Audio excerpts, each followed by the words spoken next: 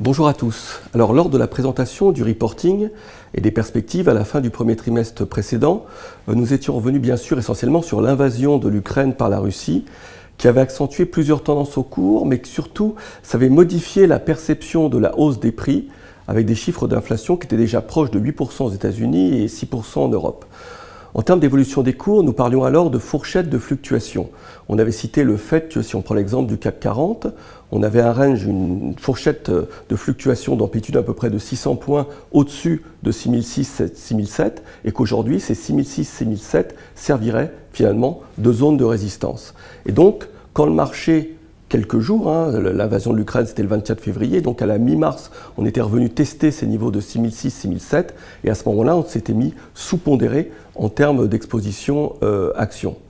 Alors on s'était mis sous-pondéré à la mi-mars, parce qu'il y avait déjà également ces questions d'inflation qui revenaient assez fortement, et le débat était autour du comportement des banques centrales et de la politique qu'elles allaient suivre en définitive, et qui n'ont pas cessé de représenter ce point de focalisation pour les investisseurs. Le discours autour de la normalisation de la politique monétaire, il se fait aujourd'hui plus agressif, tant sur le calendrier, mais également sur les futures hausses de taux de la Fed, de par leur ampleur. La Fed donc est passée d'un objectif de neutralité, ce qu'elle disait jusqu'à présent de sa politique, à une orientation résolument restrictive. Alors pendant toute la durée du Covid, elles assistaient pour nous à juste titre sur le fait que la hausse des prix, comme on l'indiquait, c'était un phénomène transitoire, c'était lié au problème d'approvisionnement de la Chine avec la politique de zéro Covid. Mais on voit que là, le discours a évolué, mais c'est un peu normal parce que le point important, c'est que les banques centrales, en quelque sorte, elles sont juges et parties. Elles souhaitaient idéalement un monde avec peu d'inflation et que les ménages, les entreprises, les investisseurs ne l'aperçoivent pas ou modérément pour que les taux d'intérêt réels restent négatifs, le plus négatifs possible pour que les États puissent continuer à se financer dans les meilleures conditions possibles parce qu'elles ont toutes des niveaux de dette budgétaire extrêmement élevés depuis la crise sanitaire.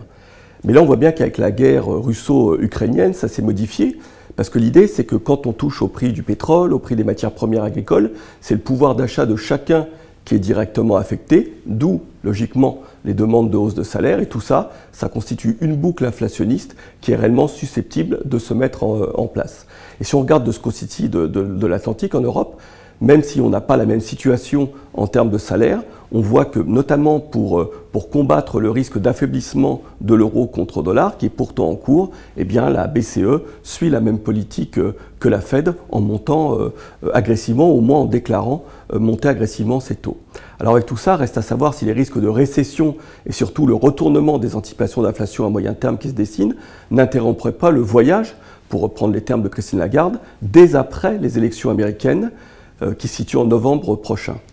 Au global, les marchés enregistrent donc un deuxième trimestre consécutif où les prix des deux grandes classes d'actifs que sont les obligations et les actions ont baissé. Alors pour les actions de 11%, 16% si on prend le MSCI World, et du côté obligataire, 7%, ce qui traduit finalement un phénomène inédit depuis la crise financière qu'on connaissait en 2008. Alors depuis quelques semaines, un petit bémol quand même positif, les marchés surveillent le point d'inflexion de l'inflation, en lien notamment avec la baisse des matières premières agricoles,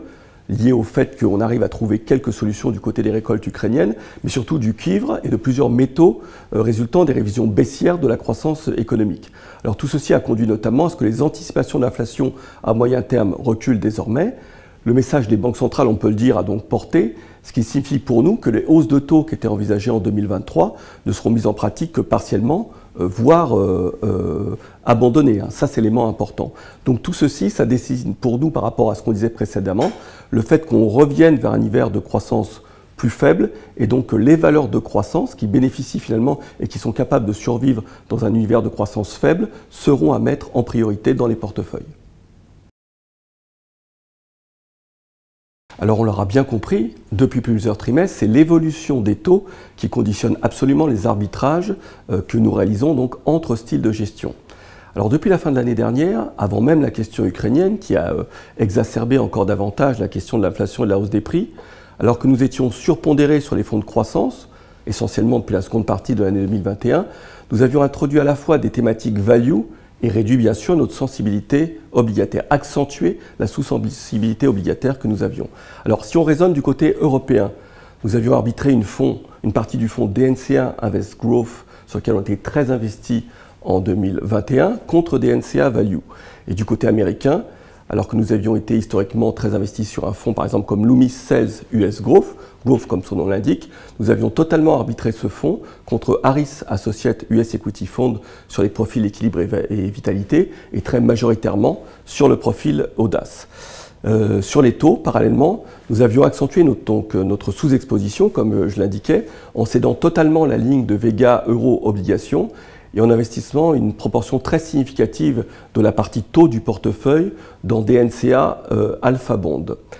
Sur l'orientation équilibre de la GDEL aussi, un point complémentaire, c'est que nous avions conservé une ligne sur la dette émergente qui nous semblait offrir des perspectives intéressantes. Donc tout ça au travers du fonds Ostrom Global Emerging Bonds. Alors par rapport au scénario qu'on vous présentait tout à l'heure, comme je l'indiquais, nous sommes revenus à la neutralité en termes d'exposition, en revenant par contre cette fois à la fois sur des dossiers croissance qui avaient non seulement plus souffert, mais qui devraient se montrer surtout plus résilients dans un contexte d'activité économique plus faible, notamment sur des thématiques qui ont trait à la transition énergétique. C'est vraiment une thématique qui a été renforcée par le prix du pétrole élevé. Et donc là, un des bons dossiers pour nous pour le faire, c'était le fonds Vega Transformation Responsable, sur lequel qui a constitué un de nos derniers investissements.